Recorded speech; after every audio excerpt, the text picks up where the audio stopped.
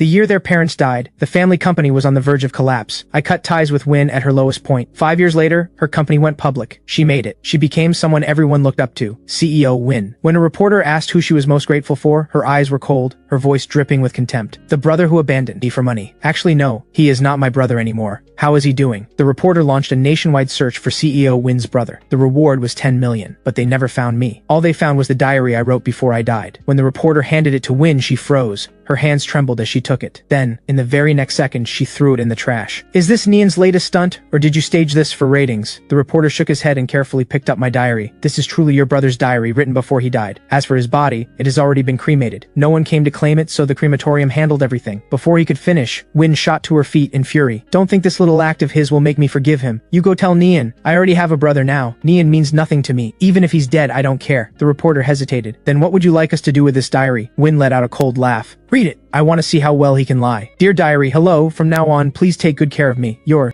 the only one I have left. Let me tell you, today when I tried to run away with the gifts my family gave me, Win caught me. I didn't want to face her, I just wanted to slip away, quietly, but she was so persistent. She grabbed my hand and begged me to stay, saying I was her only family. My heart shook for just a moment, but I kept my face cold and pushed back. The company is bankrupt. Can you still buy me the motorcycle models I like? I spend money like water. Can you even afford to keep me? I'd rather find a rich woman to take care of me than pinch pennies with you every day. And I happen to know one. Win panicked. She demanded to know who it was, told me not to get scammed, and swore she would work harder, earn so much more money, and give me back the life of a young master. But you know what I said? I want to be scammed. What's it to you? If you're capable enough, if you can afford to support me, I'll still be your good little brother. I'll come home. But when will you ever have money? Someone as proud as Win. She actually got down on her knees to make me stay. Pretty heartbreaking, right? I turned away. While she wasn't looking, I wiped the tears from the corner of my eye. Then I slapped her. I told her to stop clinging to me, to stop holding back my future. I even threatened to cut all ties with her. That slap left Win stunned. She stood there frozen, watching helplessly as I dragged my luggage away.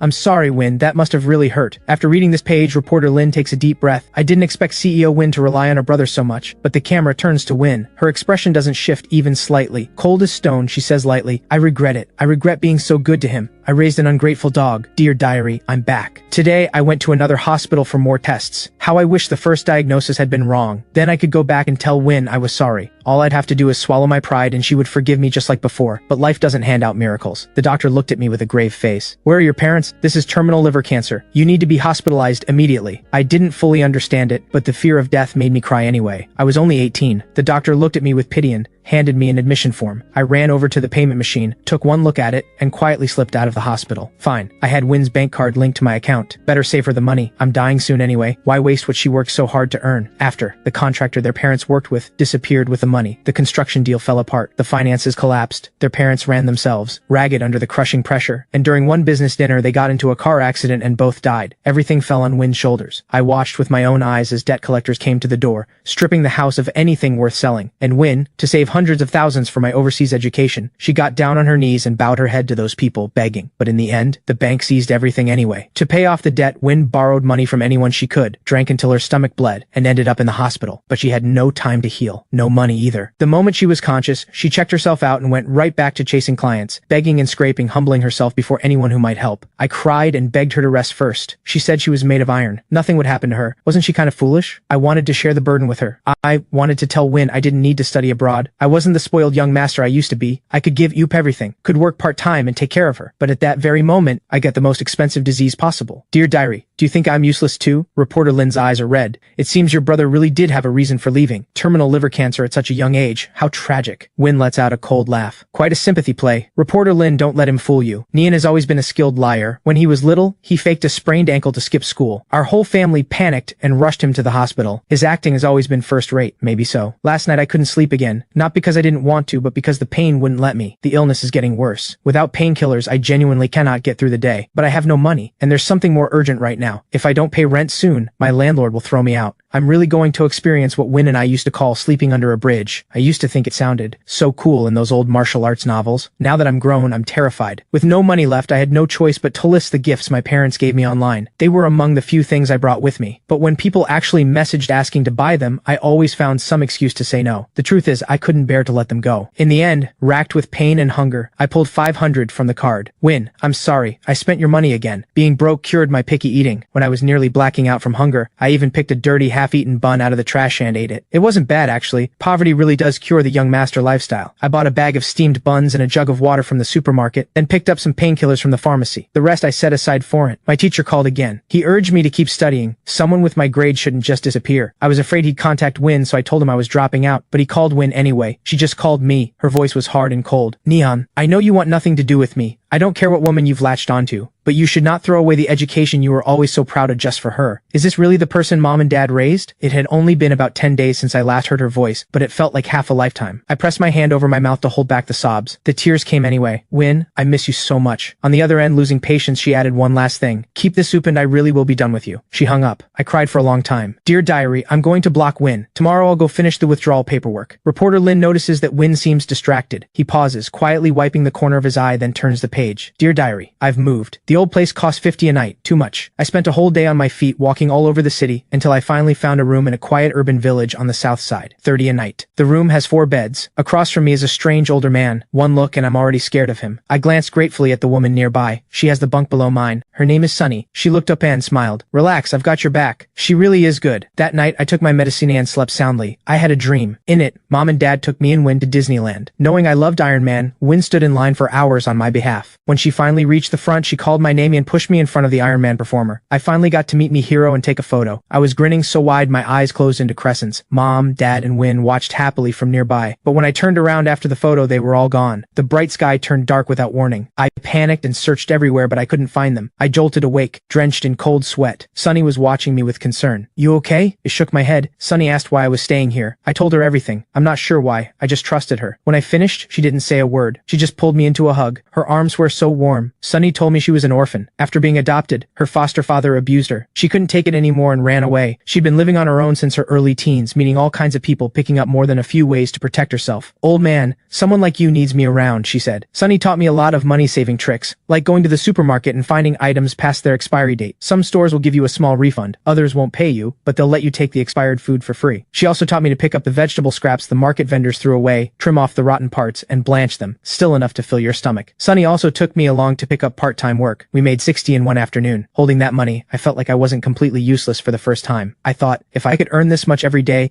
I could even leave something behind for Win after I'm gone. The thought made me laugh out loud. Sunny stared at me like I'd lost my mind. You made $60 and you're this happy? She flicked my forehead. You really have no ambition. Aside from keeping an eye on that strange man across the room, we also had to race to finish washing up and get into bed first, because the place cut power and water at 10. Living here was actually kind of happy. The lights are about to go out. Good night. Reporter Lin notices that when he reads the part about the creepy man, even the cold CEO Win quietly clenches her fist. He wonders, maybe Win doesn't eat her brother as much as she lets on. But a moment later he tells himself it was probably just his imagination. He turns the page and keeps reading. Dear Diary, I've moved out. Sunny saw me cough up blood yesterday. She has almost no savings of her own, yet she insisted on taking me to a doctor. I hadn't told her about my illness, just said I'd had a falling out with family, but I couldn't hide it from her. Maybe I really am cursed. I don't want to drag Win down, and I definitely don't want to drag down this tough, warm-hearted woman I've only just met. She once told Mesh she was saving up to open her own auto repair shop someday, to have a place to call home. I am not letting someone your age just die, she said, eyes burning with stubbornness. I smiled and nodded, but in my heart I was already saying goodbye. Early the next morning I quietly slipped away with what little I had. I'm crouched down writing this, my feet going numb. Let me rest a second. Okay, my body is failing faster now. I've started coughing up blood. I just couldn't hold it back again a moment ago. Passers-by stared at me, startled, backing away, pointing and whispering. I curled into myself, and it took a long while before I could lift my head again. Then I noticed blood had dripped onto this diary. I tried to wipe it away, but the stain only spread. I'm sorry, dear diary. Got you dirty. I didn't mean to. The pain just takes over. While I was crouched there trying to recover, a woman in worn-out clothes walked up and pressed some money into my hands. No matter how I tried to refuse, she just dropped the money and walked away. I quietly followed her. She was with her husband, who had a disability. He held a small child in his arms. She tucked a strand of hair behind her ear, kissed the baby's cheek, and went back to calling out her fruit for sale. I stayed and watched for a long time. By the time it got dark, half my body was numb with cold. More than half her fruit was still unsold. She sighed. Her husband said a few comforting words. The two of them began to pack up, setting the baby down in a basket nearby. I pulled my hat down and walked over quickly, and while she wasn't looking, I tucked the money back into the baby's clothes. Not bad writing. I almost got emotional. His sponsor cut him off, so now he's writing fiction for money. Reporter Lin, there's no need to keep reading. I'm really pathetic, sitting here wasting all this time. If he's faking his death because he's too scared to face me, then then I'll treat him as if he actually did. With that, Win stood up and walked out without looking back. The interview was over, but the episode went viral. Someone dug up records showing that 5 years ago, after cutting ties with her brother, Win had been visiting a therapy clinic regularly. People concluded that the loss of her parents and her brother's apparent betrayal had left her with severe depression. Once the company started recovering, she had adopted another brother, and the diary itself set off a wave of heated debate online. Some people slammed Neon for faking his death just to chase clout, for abandoning his own sister for money, leaving her alone to face the fallout from bankruptcy and the devastating toll it took on her. Now that she's made it, he shows up playing the victim and fishing for sympathy, even writing something like this diary. Too bad for him. Win already has a new brother. Rumor has it she rented out an entire amusement park for his 18th birthday and gifted him a limited edition sports car. He was spoiled rotten. But others weren't so sure. Maybe there's more to the story. This diary reads so real. The emotion in it. I can't believe someone who wrote like this was just chasing money. Regardless of what people thought, everyone was desperate to know what came next in Neon's diary. Hungry for ratings, the station reached out to Win again, asking if she would allow the diary to be made public. Whether it was misfortune or genuine indifference, no one could say. Lin Yi relayed Win's response. The diary had been handed over to the station to handle, and as for whether to release it or destroy it, she had no opinion. Lin Yi added that Win had made one thing clear. She had only one brother, and his name was Yu. Some people online love that.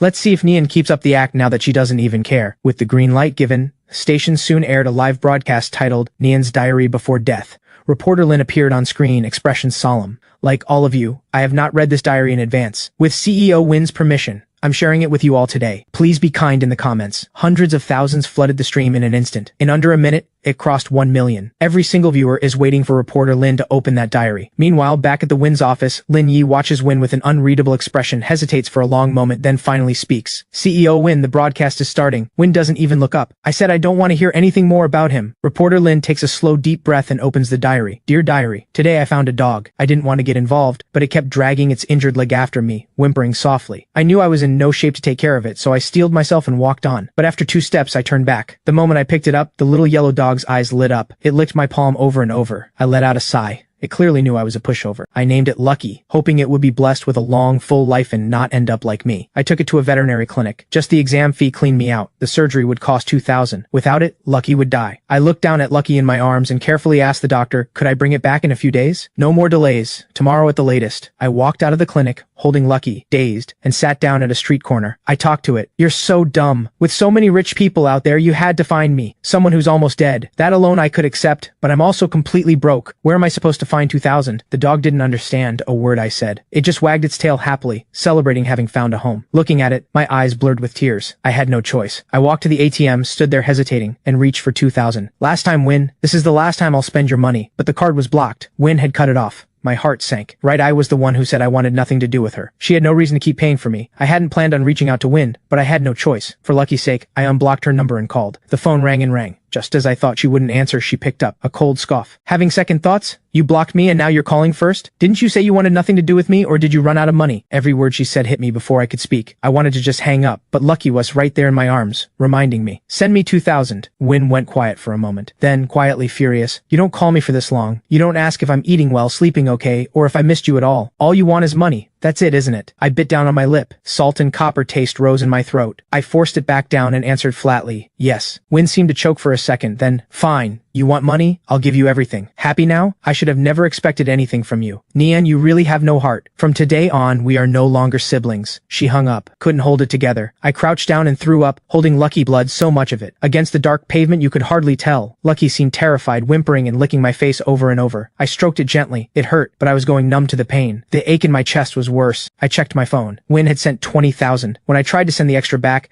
I found she had already blocked me. I held Lucky and cried for a long time. I knew then that Win was truly done with me. I had wanted her to forget me, to cut me off, but now that she actually had, I could barely breathe from the grief. Lucky, I have no home anymore. The live comments were flying. Why does this hit so hard? Even if this guy's faking it, the story is devastating. I'm already tearing up. Keep going. What happened to Lucky? The dog can't speak. It just celebrates having a home. Fair point. By now there were still some calling Neon a fraud, playing the victim, fishing for sympathy, but compared to earlier, it was a drop in the ocean. It seemed everyone now cared more about Lucky's fate. Urged on by the comments, reporter Lin steadies himself and turns the page. Dear diary, it's been a while. Good news. Lucky had the surgery. It's healthy now. The only thing is, Lucky is incredibly clingy. Wherever I go, it follows. It even curls up against my feet when I sleep. The bad news, my illness has gotten worse. I don't know how long I have left. Maybe less than a month. When I go to the pharmacy to buy painkillers in bulk now, the staff look at me with suspicion, like they think I'm an addict. Luckily, I still have my medical report. A little pleading usually softens them up, but the painkillers are losing their effect. Just to fall asleep, I have to take more and more. Yesterday, while handing out flyers, I suddenly collapsed on the street. Lucky was terrified, licking my face, barking frantically, until a kind stranger carried me to the hospital. Another bill.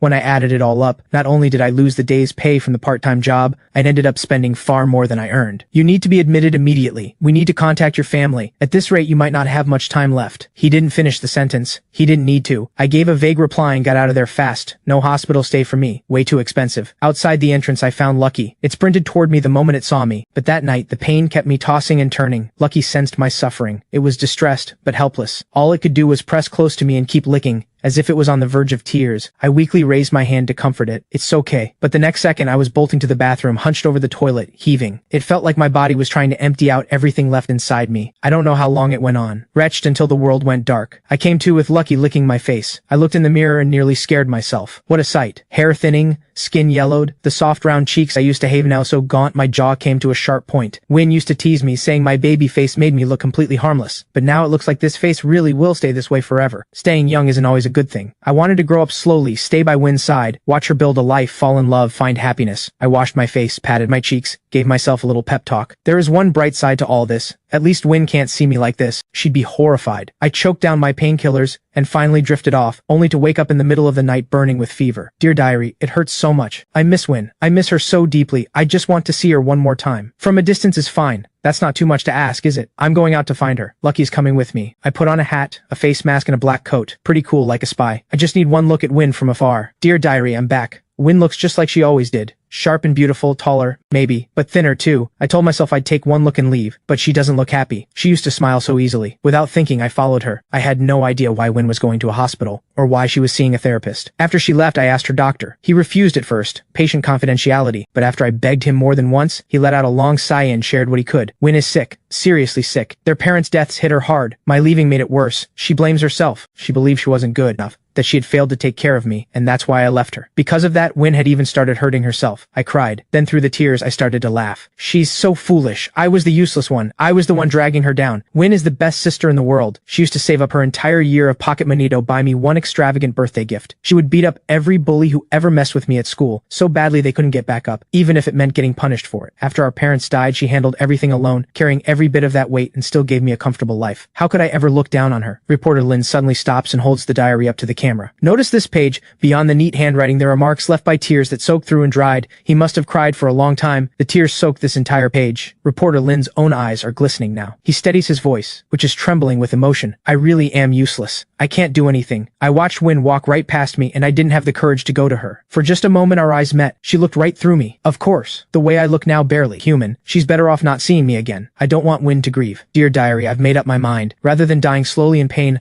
I'll end it myself. Do you think I'm right? The illness must be clouding my judgment. I keep talking to you, talking to Lucky, as if either of you will answer. But what about Lucky? I can't just leave it behind. I want to give Lucky to Win, to keep her company and make sure Lucky is taken care of. Aren't I clever? But then I remembered, tomorrow is my birthday. I'll hold on one more day. I don't want to die on my birthday. Last year, for my 17th, Mom and Dad had a custom limited edition gaming setup made for me. When I unwrapped it, Dad clapped me on the shoulder and laughed.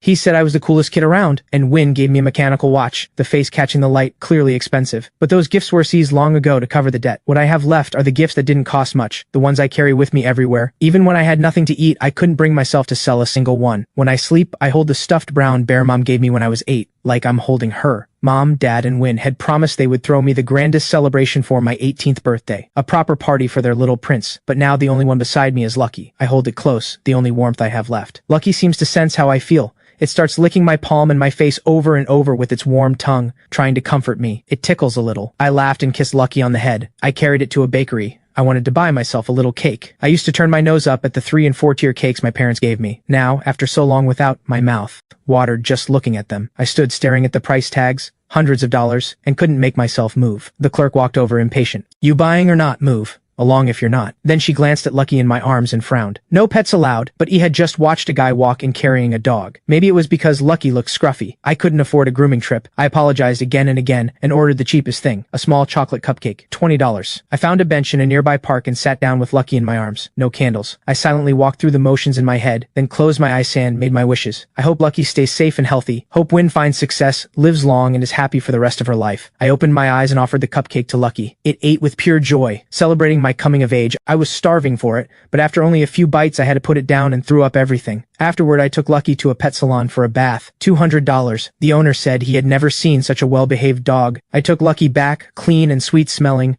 I buried my face in its fur and breathed it in. Lucky is a gift from the universe, and now I want to give this gift to Win. Hope she will take care of Lucky for me, and I hope Lucky can be there for her in my place. The $20,000 still in the card, I'll slip it through her door too. If all goes as planned, there will be no more entries, because tomorrow I go to find Mom and Dad in another world. Dear diary, I will miss you. Lucky, I will watch over you. And Win, I will protect you always. Everyone thought it was over, but reporter Lin instinctively turns to the next page and finds more words. I'm sorry, Lucky. I failed to keep you safe. Did Win think you already had an owner, or did she not want you? I was hiding nearby, waiting for Win to take you before I left, but Lucky broke free from the leash and ran toward me. If I had just put Lucky into Win's hands myself, would it have been okay? I begged and sobbed. Please don't leave me, Lucky. Please don't leave. But it struggled to lift its head, let out one soft cry, licked my face, and closed its eyes. I held Lucky close and sang to it. Good dog, open the door. By the time I finished, my face was soaked with tears. I buried Lucky on the small hill beside Mom and Dad's grave. Tonight the moon is not full, but it is bright. I won't make it to the 15th. Lucky, slow down. I'm coming to find you right now. Mom, Dad, I'm coming. Win, goodbye. Reporter Lin finishes reading, eyes overflowing. The live comments flood the screen. Wait, Lucky is dead? And Nian is dead too? How could the writer do this?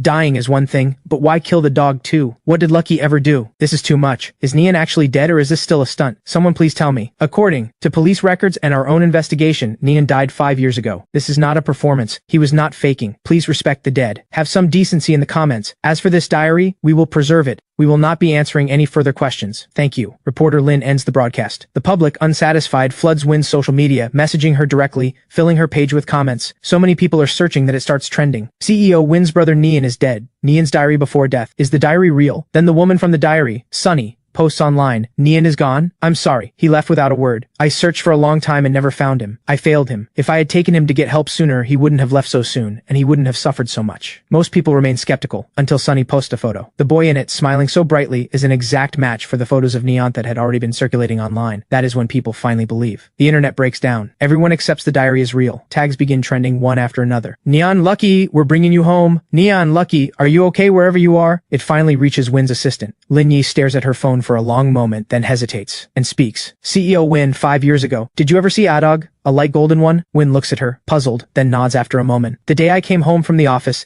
there was a small dog tied to the column outside the entrance. Light golden all over, with a soft pink nose. Clean. Adorable. Clearly someone's beloved pet. I thought of him. He always loved animals. I went over and pet it. So gentle, wagging its tail the whole time. I figured the owner would come back, so I went inside. Not long after, I heard a commotion outside. I went to the window. There was a young man in the middle of the road, holding that dog, crying so hard. That must have been the owner. Apparently the dog had kept looking for him, grew frantic, broke free from the leash, and was struck by a car. Lin Yi goes still. Then her phone buzzes. She looks down at the file that just came through, and her chest tightens. CEO Win, I'm sorry. I've been investigating the diary on my own without telling you, and looking into what happened to your brother. He is really gone. The police registered his death 5 years ago. The death certificate is real. It cannot be forged. He took his own life, and the diary is real. After saying this, Lin Yi cannot bring herself to look at Win. She pulls up the files on her screen. Please read this. Everything that happened to Nian. His diary has been made public today. I thought you would want to know. She walks to the door. Your brother, she adds quietly, had it so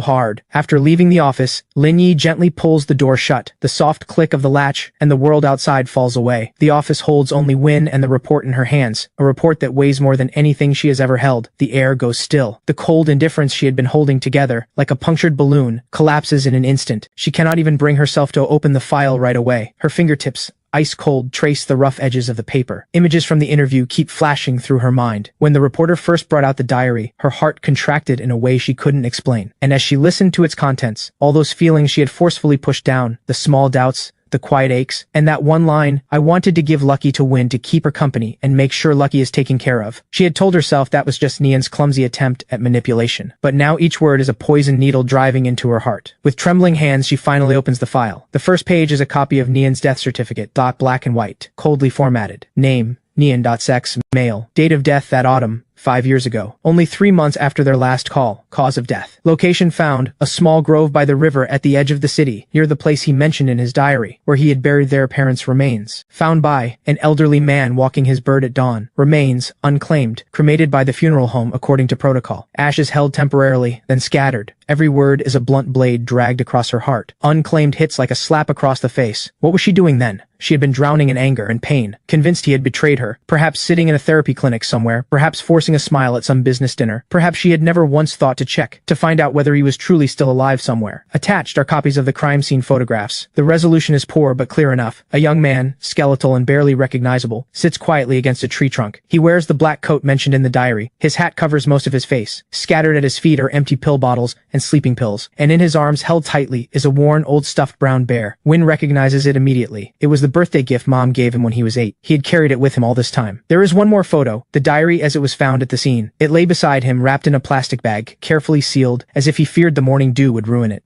Even at the very end, he was protecting this diary, the only place he could pour out his heart. Win's breath begins to come faster. Her vision blurs. She slams her hand over her mouth, but she cannot hold back the broken cry that tears itself from deep in her chest. The tears she thought had long since dried up come flooding out now, scalding her skin. Nian, she whispers. My Nian. Her voice is so raw it barely sounds like her own. This was not a sympathy play, not a story he made up. He was truly sick, truly destitute, truly spending his final days racked with pain and abandoned by the world. And still thinking of her, this sister who was never good enough. He had said those awful things on purpose, pushed her away as cruelly as he could, not because he didn't love her but because he loved her too much. He would rather carry every insult and every ounce of pain himself than become a burden to her. And what did she do? She believed his act. She hated him for 5 years. When she heard he was dead, she said, even if he dies, I don't care. She adopted a new brother, trying to fill the hole he left, never once truly trying to understand him. Now the remorse crashes over her like a wave. She thinks back to their last call. She had choked out, I'll give you everything. Happy now? I should never have expected anything from you. Nian, you truly have no heart. Then she had hung up and blocked him. How much did those words hurt him? Did he cough up blood again? Did he hold Lucky and cry until he couldn't breathe? Grief she has held back for so long finally breaks through her throat. A raw, shattering wail. Win can no longer hold herself up. She slides from her chair and crumples to the floor, curling into herself like a lost child. She weeps without restraint. The sound is full of despair, guilt, and a grief that can never be undone. She pounds the floor with her fists, her nails digging into the expensive carpet. I could have saved him. I could have recognized him. How did I not recognize him? That thought keeps gnawing at her. That day outside the therapy clinic, that gaunt figure in the hat and mask, the one she thought was a paparazzo, that was her Neon. He had looked right at her and she had looked away without a second thought. If only she had stopped. If only she had asked one question. If only. But life doesn't deal in if only. Outside the office, Lin Yi and several staff members stand listening to the sound of her breaking down, exchanging helpless looks, eyes filled with worry and sorrow. Not one of them dares go in. They all know Win needs this. She needs to face this brutal truth head on. Win doesn't know how long she cries, until her voice gives out, until the tears seem to run dry. All that's left are the tremors she can't control and the silent choking. She lies on the floor, staring up at the chandelier with hollow eyes, feeling as if all color has drained from the world. The next day, Win doesn't come to the office. Lin Yi handles the most urgent matters, then, heavy with worry, makes her way to Win's villa that evening. She uses the spare key. The moment the door opens, the sharp smell of alcohol hits her. The living room is a wreck, empty bottles tipped on their sides everywhere. Win is wedged into the corner of the sofa, still in yesterday's work clothes, hair tangled, eyes swollen, dried tear tracks still on her face, fingers clutching the printed copy of the diary. CEO Win. Lin Yi approaches carefully. Win slowly raises her head, her gaze unfocused, taking a long moment before her eyes find Lin Yi's face. Lin Yi, her voice is so hoarse it's barely audible. Did he hate me? Did he hate me at the end? Lin Yi's heart breaks. She crouches down and gently takes the empty bottle from her hand. CEO Win. Based on everything in that diary, Nia never hated you. Right up until the end, all he wanted was for you to be happy. Happy? Her voice breaks. I lost him. What right do I have to be happy? She reaches for another bottle. Lin Yi stops her. CEO Win, you can't keep doing this to yourself. If Nian could see you like this, he wouldn't be at peace. Nian? Win murmurs, tears spilling again. He hated pain so much. How frightened must he have been, dying alone.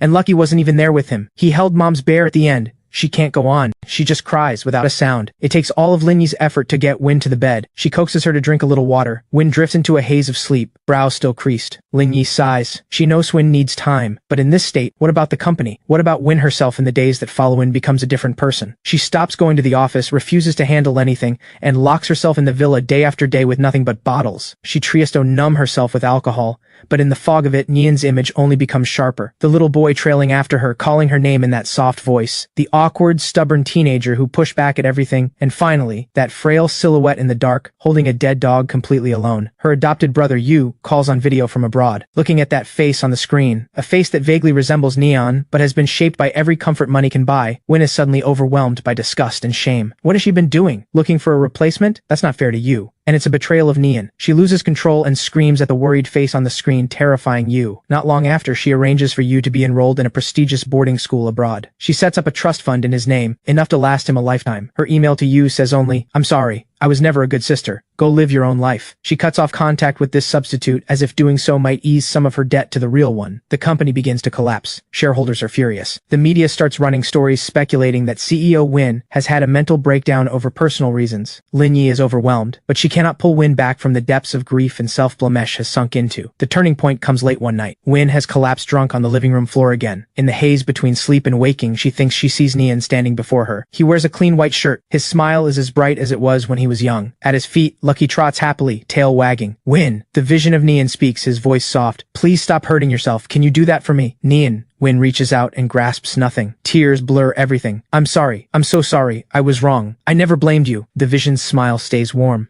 "Seeing how far you've come. I'm so happy, Win. So proud. Please live fully. For both of us. Be happy. That's all I ever wanted." Nian. Win is sobbing too hard to speak.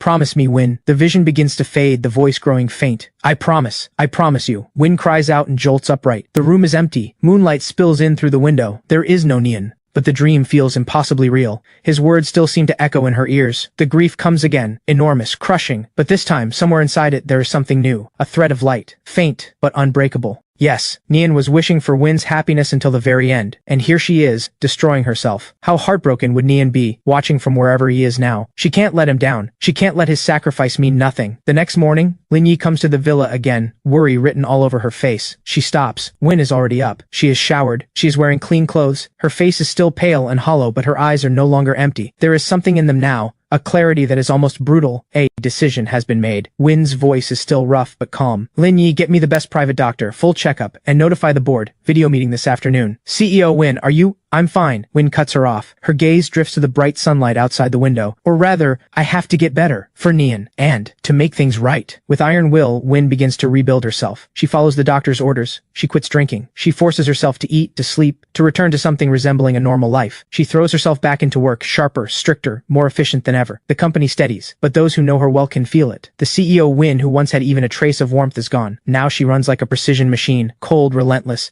as if only endless work can fill the hollow inside her. But beyond work, she begins a quiet, long search. She wants to find every trace of Nian's final months. She needs to understand those 5 months she was absent from his life. How did he live? How did he survive? Through Lin Yi, she tracks down Sunny, the woman who had posted online. They meet in a private room at a quiet cafe. Win looks at this woman, streetwise, sharp around the edges. Sunny looks back at Win, and her expression is complicated. There is sympathy there, and something like relief. "CEO Win, you finally came." Sunny lets out a slow breath. "I tried to reach you before. Your assistant turned me away. I thought you really didn't care about Nian." "I care." Win's voice is low. There is a tremor beneath it, barely there. "I was just blind. A fool. Please tell me everything about Nian." Sunny looks at this woman who seems so powerful on the surface, but whose eyes hold a grief with no bottom to it. Something in Sunny softens. She begins to talk. She starts at the grimy urban village hostel. She talks about Nian's innocence, his stubbornness, about how he coughed up blood and still refused to go to the hospital, about how she had to push and push before he finally told her, terminal liver cancer, about how she used every cent she had saved, trying to get him treatment. He was so thoughtful, so careful not to be a burden. Sunny's eyes are red. "He kept saying he couldn't drag me down, that I worked hard for my money, that I needed it to open my auto shop one day. When he left, he only took a few clothes and that worn-out stuffed bear. I searched for him for so long after that. I went everywhere he might have gone. Hospitals, parks, under bridges. But this city is so big, I couldn't find him." Sunny's voice breaks. "If I had just watched him more closely, if I had forced him to go to the hospital." Win listens in silence, her fingernails digging into her palm. All this time, while she was consumed by resentment, there had been someone, a stranger, who had given Nian a small, real warmth, a place to belong, who had searched the city trying to find him. And she, his own sister. Win draws a slow breath. Thank you, Sonny. Thank you for being there when he needed someone most. If there's anything you want, anything at all, please say it. Sonny shakes her head. I don't need anything. I posted online because I wanted people to know Nian was a good person. He didn't deserve what they said about him. CEO Win, if you really want to do something for him, just live well. Don't let him have died for nothing. The words land like an echo of what Nian had whispered in her dreams. They hit Win somewhere deep. She leaves the cafe, following the details Sonny gave her. She goes to the urban village where Nian used to live. Years have passed. The neighborhood has been torn down and rebuilt. A shopping mall stands in its place now. She stands at the busy intersection, trying to picture Nian surviving here, hiding from that creepy man, smiling over a few dollars of part-time pay. Each thought is a small blade to the chest. She visits the supermarket, the market, and even the animal clinic Nian mentioned in his diary. The clinic owner is still there. Win shows him a photo of Nian, a photo saved on her phone. Nian at 17, laughing without a care in the world. The owner studies it for a long moment. He shakes his head. So many animals come through every day. I can't say I remember him. Win doesn't give up. She describes Lucky, a small cream-colored mixed-breed dog with an old leg injury. The owner frowns, thinking hard. Something stirs at the edge of his memory. Maybe, but I can't remember the details. Win doesn't lose heart. She calls in a favor and tracks down the officer who handled Nian's case. The officer is close to retirement, but he remembers this one clearly. He takes Win to the grove by the river where Nian's body was found. He points to a large tree at the water's edge. He sighs. That kid, just looking at him broke your heart. Right there. It was quiet. He looked like he was sleeping. We investigated thoroughly. No evidence of foul play. We read the diary too. It was his own choice. He didn't have much with him. Just the stuffed bear, the diary, and a little cash. We put out a public notice looking for family, but no one ever came. The officer glances at Win. He doesn't finish the rest of that sentence. Win stands under that tree. The early summer wind moves through the leaves. Soft rustling sound fills the air. Sunlight filters through the branches, scattering patches of light across the ground. It is very quiet here. She can hear the gentle sound of the river. Was this where Nian chose to end his life because it felt close to where their parents rest? In those final moments, looking out at these quiet trees, what was he thinking? Was he thinking of their parents? Of family trips when they were small? She crouches down. She runs her fingers gently over the rough bark, as if she can feel the last warmth Nian left behind. Tears fall without a sound. They sink into the earth. Nian, I'm here. I'm sorry I came so late, she whispers, her voice crumbling in the wind. Then finally Win goes to where her parents are buried. Beside their shared grave, she finds a small, easy-to-miss mound of earth. According to the diary, this is where Lucky was buried. The mound is covered in green grass now, dotted with tiny wildflowers. She carefully clears away the weeds around it. Then, beside Lucky's small grave, she buries a small, carefully chosen urn with her own hands. Inside are the ashes of the original diary. She had it eco-friendly cremated using a special process,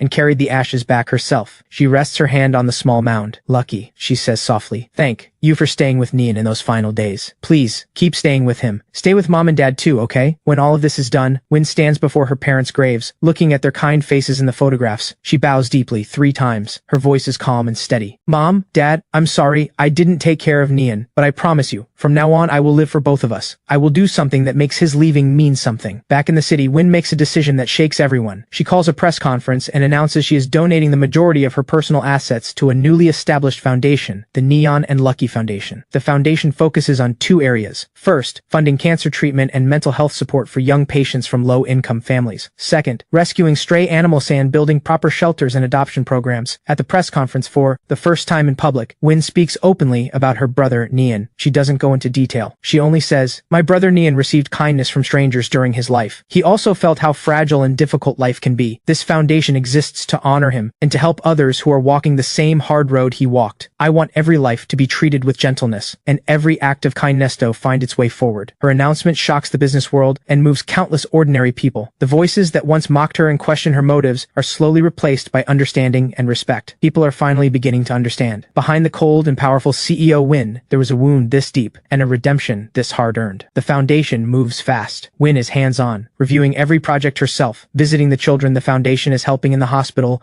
going to the shelters to sit with the animals waiting for a home. And in the middle of all this, something real and gentle occasionally crosses her face. The grief in her eyes never fully lifts, but she seems to have found a way to live alongside it. She often goes to a children's hospital supported by the foundation. She sits outside the wards watching the children fighting their illness. One day, a small boy with the same terminal liver cancer as Nian, bald from chemotherapy, looks up at her and smiles anyway. In that moment, Win sees Nian as a little boy. She walks over and gently touches the child's head. She slips him a brand new motorcycle model. The boy's delighted face sends a ripple of warmth through the frozen lake inside her. She also tries again to help Sunny, offering to fund the auto shop Sunny had always dreamed of. But Sunny turns her down again. CEO Win, I appreciate it, I really do. Sunny laughs. Easy, unbothered. But I want to earn it myself. Besides, I'm volunteering with the foundation now, helping coordinate the stray animal rescue work. It feels meaningful. Maybe this is what Nian would have wanted. All of us finding our own way to live well. Win doesn't push. She respects Sunny's choice, and she is grateful. Grateful that fate put someone this loyal beside Nian when it mattered most. Back then, Sunny says, he used to say that steamed buns dipped in soy sauce were the best thing in the world. Sunny looks out the window. Her voice is quiet. I knew he was just starving, but every time he talked about it, his eyes would just light up, like he was describing a 5-course meal, like it was the most wonderful thing. Win sits beside her and listens in silence. Her fingernails are almost breaking the skin of her palm. That is the only way she keeps herself from crying. These details are so much more real than the words in the diary, and so much more painful. Each one lands like a cut. She knows it all now. She knows how Nian chewed on dry buns with cold water in the dead of winter. She knows how he curled into the corner of his bed, shaking with pain, never making a sound. She knows how Lucky would press close in Nian's worst moments and lick the tears from his face. She gets the address from Sunny, the old urban village where Nian used to live, long since demolished. Nothing but high-rises now. But she still drives out there on her own, parks at the curb and just sits there, just looks at the new buildings and tries to imagine how her brother dragged his sick body through this place and held on. Back at the company, everything still runs smoothly under her hand, but that driven, relentless energy she used to have has quietly faded. She has delegated more, stopped needing to control everything herself. People say Seo Win went through something with her brother and came out the other side, softer now, devoted to charity. Only Lin Yi knows that Win has never truly been at peace. The copy of the diary in her study, its edges worn soft from handling, sits beside a growing stack of documents: liver cancer treatment, palliative care, grief counseling. She is doing research, a very long research project. The subject is the brother she failed. The goal seems to be rewriting, again and again in her mind, the past that can never be changed. Time moves quickly. 3 years have passed since the diary livestream that shook the entire country. The Nian and Lucky Foundation has helped thousands of families. Win has received more awards and recognition than she can count, but on a rainy afternoon she gets a call. Not from a care facility this time. It's you, her adopted brother, calling from overseas. His voice on the line is hesitant, worried. Win, I was going through the old things you left at the house abroad, found a photo album hidden away. It's full of pictures of Nian when he was little, and some torn diary pages you wrote when you were young, things you never showed anyone. I read them, and I found something you might have forgotten yourself. It's about the time around when Mom and Dad died, something blurry, like it was buried on purpose. The hand holding the phone trembles slightly. Rain taps against the glass outside. It makes her chest feel tight. She asks you to send everything back. A few days later, the package arrives. Besides the photo album, there are a few yellowed pages. Written by a younger Win, the handwriting rushed, charged with emotion. It was the night before her parents' car accident. There had been a fierce argument at home, a fight over a major business decision.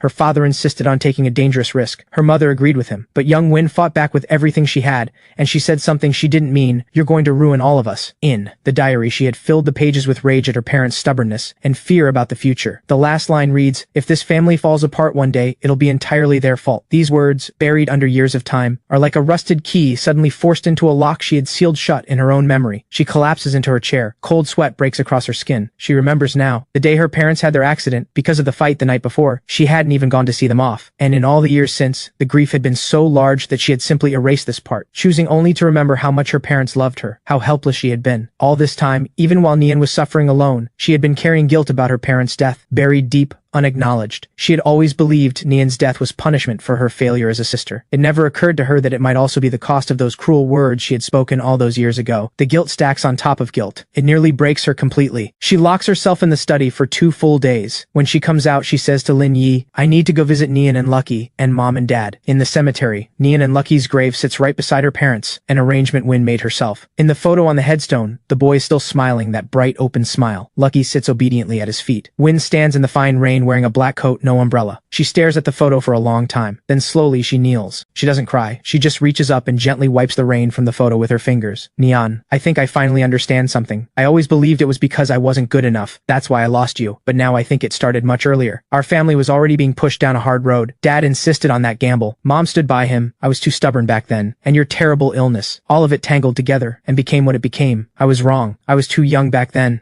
I said things I shouldn't have, Wrong too for spending all those years trying to prove myself instead of seeing through your act. Wrong again for learning the truth and only knowing how to punish myself, almost forgetting your last wish. You said you wanted me to be happy for the rest of my life. For a long time, I thought that was impossible. Without you, where would my happiness come from? She pauses. Rain runs down her hair and mixes with the tears she can no longer hold back. But now, I want to try. I will keep watching over the Nian and Lucky Foundation for you. I will help more children like you. I will run the company well and turn it into something that helps more people. I will try to truly accept my life now, including you. That kid hasn't had it easy either. Nian, I may never fully forgive myself, but I promise you, I won't keep burying myself in the past anymore. I will carry the love I have for you and live. Really live. That's probably all you ever wanted to see from me, isn't it? She leans forward and rests her forehead gently against the cold surface of the headstone, as if she can feel something coming back to her from the other side. The rain slows. Thin thread of sunlight breaks through the clouds, falling across the cemetery, lighting up the white chrysanthemums she just placed at the grave. Raindrops on the petals catch the light and shine. Wind stands. She takes one last look at her brother's face in the photo, then she turns and walks away. Her steps are not as heavy as when she arrived, still slow but steadier somehow. The wind moves through the pine trees at the edge of the cemetery, making a soft rustling sound, like a sigh, like something finally letting go. This is where the story might rest for a moment. About forgiveness, about redemption, about how you keep walking forward when you are full of wounds. Win's life has finally turned past its most painful chapter and has begun writing the next one. That next chapter will still hold deep longing, but perhaps, slowly, it will also let in a little of her own quiet light. Win's pace of life quietly shifts. She is still busy, but not the kind of frantic busy that was really punishment in disguise. She begins seeing a therapist regularly, facing the complicated grief she carries about her parents' deaths, and the guilt that grew into overprotection of Neon, and then into something worse. The process is not easy. There are sleepless nights and emotional setbacks, but she stays with it. Her relationship with you enters a new phase. After receiving the old photo album and the diary pages, she calls you herself for the first time, a long call across the ocean. She doesn't try to explain all the complicated history. She simply thanks him, genuinely, for showing her the corner of herself she had forgotten. She tells you that she understands the distance and uncertainty he must have felt, and she makes it clear, whatever their blood connection, they are family now. She wants to build something real with him going forward. Take care of yourself, Win, he says quietly before they hang up. Under Win's continued commitment and steady leadership, the Nian and Lucky Foundation keeps growing. She is no longer satisfied with financial aid alone. She begins building a team of professional medical social workers to provide therapy and palliative care for those they help. At the foundation's annual gala, a young woman who is helped by the foundation takes Win's hand. The girl's face is wet with tears. Ms. Win, thank you. You and Nian gave me a second life. In that moment, what rises in Win's chest is not just gratitude. It is something closer to peace, a strange, quiet peace, as if Nian's life is continuing in another form. She still goes to the cemetery, but she no longer goes only to grieve. Sometimes she brings sunflowers, Nian's favorite. Sometimes she just sits quietly and talks to them. Updates about the foundation, complaints about a difficult day at work, the way she used to talk when Nian was still there. Once, she leaves a brand new toy in front of Lucky's small headstone. Lucky, she says softly, take care of him. Time flows on. 2 more years pass. After a business forum one evening, Win runs into a familiar face in the hotel lobby, reporter Lin, the man who first found the diary and hosted the live stream that changed everything. He is a respected figure in the media world now, a touch of gray at his temples. He steps forward with a smile, something quietly searching in his eyes. CEO Win, it's been a long time. Win nods. Reporter Lin, good to see you. They sit down together in the hotel cafe. After a few pleasantries, reporter Lin hesitates, then asks, CEO Win, have you been all right these past few years? Win stirs her coffee slowly. Her gaze moves across the busy street outside. I wouldn't say good, she says at last, but not bad either. I've learned to make peace with myself, to live with the past. I suppose that's what growing up looks like. The cost was just very high. That diary changed a lot of people, including me. It taught me how fragile life is, and how much family weighs. I've been wanting to find the right moment to formally say thank you. And also, I'm sorry for the way the truth came out. I'm the one who should be thanking you, reporter Lin says. You brought me Nian's final voice. It was painful, but without that diary, I might have spent the rest of my life inside the lie I had built for myself. That would have been the real injustice. To him, a silence settles between them. Then reporter Lin seems to make up his mind. He reaches into his briefcase and takes out a slightly yellowed manila envelope. He slides it across the table to Win. Win looks at it. What is this? When we were going through Nian's belongings, it was with the diary. At the time, I felt it wasn't the right moment, so I kept it, but now I think it's time. Win's heart skips. She takes a slow breath and opens the envelope carefully. Inside is not a letter. It is a drawing, slightly faded in color. The paper has been torn from a notebook, the edges uneven. The scene is drawn carefully in colored pencil. Bright blue sky, warm sunlight, green grass, a girl with a ponytail and a wide, joyful smile, clearly a younger Win, holding the hand of a small boy. Nian, her other hand, holds a small cream-colored dog. Lucky. Behind them stand Mom and Dad, their faces full of happiness. In the top left corner, in unsteady but earnest handwriting, my family. Author, Nian. Wish for Win to be happy forever. On the back of the drawing there is one more line, smaller, messier, added later in darker ink, Win, I'm sorry and I love you. Tears blur Win's vision instantly. She can almost see him, that boy worn hollow by sickness, in his final days, pushing through the pain, drawing line by trembling line the reunion he longed for but could never have. There is no resentment in this drawing, only love and an apology. Win grips the thin paper as if it is the most precious thing in the world.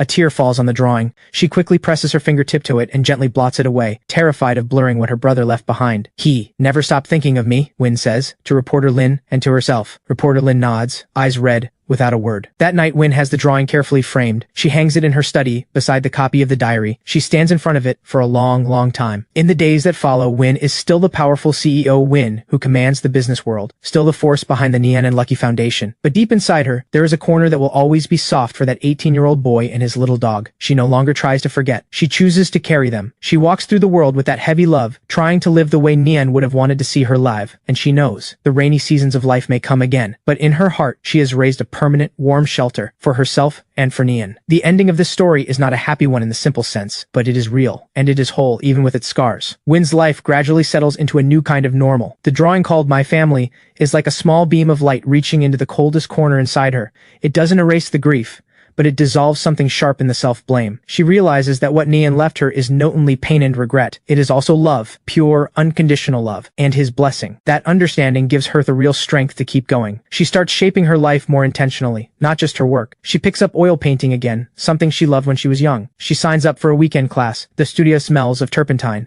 The feel of a brush moving across canvas brings a quiet she hasn't felt in years. She paints landscapes, still lifes, but never people, never family. That drawing is Nian's alone, and she would never try to recreate it. Her relationship with Yu grows more natural. After graduating, Yu chooses to come back home. He doesn't join the family company. On his own, he lands a position at a tech startup. Win respects that. When he hits a rough patch in his career, she offers perspective, not orders, the kind only someone further along the road can give. They have dinner sometimes. They talk about work, about life. Like a normal sister and brother. One evening, Yu brings his girlfriend to meet her. The girl is nervous. Win gives her a warm smile. Be good to each other. Be patient with each other. In that moment, she catches a glimpse of what it might have been like if Nian had lived and she as a sister had gotten to be there for moments like this. The Nian and Lucky Foundation's reach keeps growing. They begin partnering with the country's leading medical research institutions, funding early screening programs and targeted therapy research for liver cancer. Win is no longer just a donor. She sits in on project discussions herself, offering the perspective of someone who has lost family to this disease, the view no researcher in a lab can have. At one project review, a young researcher presents a new detection method. This new method, he says, could raise the early detection rate for liver cancer by 30%. Win listens, and her eyes sting. She thinks of Nian, already at the final stage when they found out. She presses her palm hard against her thigh, pushing the emotion down. If only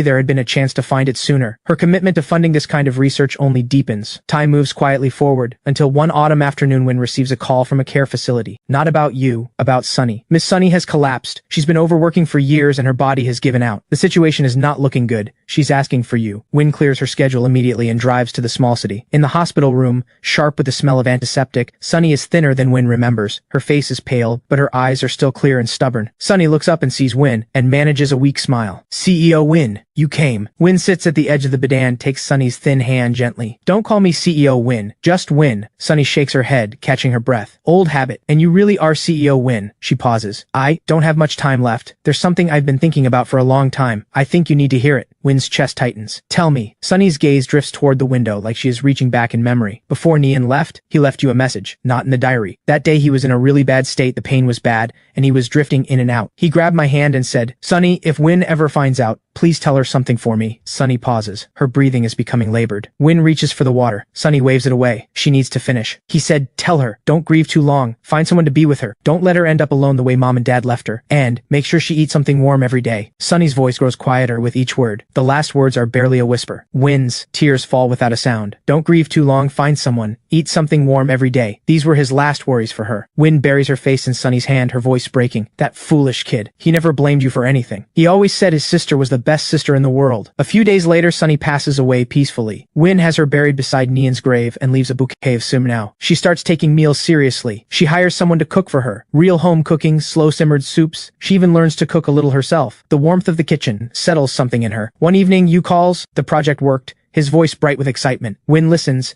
and the corner of her mouth lifts on its own. She walks to the study and looks at my family. This time, there are no tears. Instead, she makes a quiet promise. I will live well. I will carry your love with me. She still visits the cemetery, but it feels more like visiting old friends now. She brings a thermos of tea, shares the news. The drawing moves to the bedroom A. Reminder that love is still there. The Nian and Lucky Foundation brings together hundreds of thousands of supporters. The early screening program saves lives. Every time she hears news like that, the regret in her chest gets a little lighter. At an international charity forum, someone says the Nian and Lucky Foundation carries an Eastern philosophy that honoring those who are gone is how we learn to treasure the living. Win smiles. A real smile. That has become the path I walk. Yu's project succeeds. He makes a name for himself in the tech world. He brings his girlfriend Vivian to meet Win. Vivian makes braised pork, and somehow it carries the echo of their mother's recipe. Something warm stirs in Win's chest. 10 years pass. Silver threads appear at Win's temples. Her gaze grows quieter, deeper. She steps back from the day-to-day, focusing on strategy and the foundation. She fills her garden with sunflowers and white chrysanthemums. A documentary director contacts her, wanting to tell the story of the Nian and Lucky Foundation. Win thinks it over, then agrees. On one condition, it has to be honest. The focus must be on the foundation's work, not her personal story. On camera, she is composed, precise. When the director asks, "How did you move past that darkness?" she shakes her head. "Not past it. I learned to carry it. The people we love become part of us." The Nian and Lucky Foundation is about carrying that love forward and turning grief into more life. The documentary leaves a deep and lasting impression. Her story becomes a model for rebuilding after being broken. At Yu's wedding, she watches the couple at the altar, then turns to the empty seat she has reserved for Neon. "Some people can't be here in person," she says softly, "but they are definitely happy for us." Be happy, Win. Win becomes a grandmother figure, holding little Quinn in her arms. The child's eyes look just like Neon's in her memory. She pushes the stroller through the sunflowers. "This is your great uncle Neon, and this is Lucky. They both love you so much." When Quinn is 3, she calls out Grandma Win in a clear, soft little voice that moves through Win like sunlight. Win begins spending time reading Quinn fairy tales, though she never speaks that heavy name aloud to the child. The family company becomes an industry benchmark. The Neon and Lucky Foundation continues to grow and flourish. Win steps back further, tending her garden, watching flowers bloom and fall. One night, Quinn points to the brightest star in the sky. "Grandma Win, that star is so bright." Win says softly, "Maybe that's your great uncle keeping watch over us." On Win's 70th birthday, Yu presents her with a handmade photo album. The first page holds "My Family," the drawing. In Quinn's careful child's handwriting beside it, "Great-grandpa, great-grandma, great-uncle Neon, Lucky, and us." The last few pages are blank. A note reads, "The days ahead, we will fill them in together." Win runs her fingertips over the photographs. Her eyes are wet, but she is smiling. This gift tells her Neon has never been forgotten. He has become warmly woven into the memory of this family. In her later years, she sorts through old belongings, labeling everything carefully so Quinn will know where the family came from.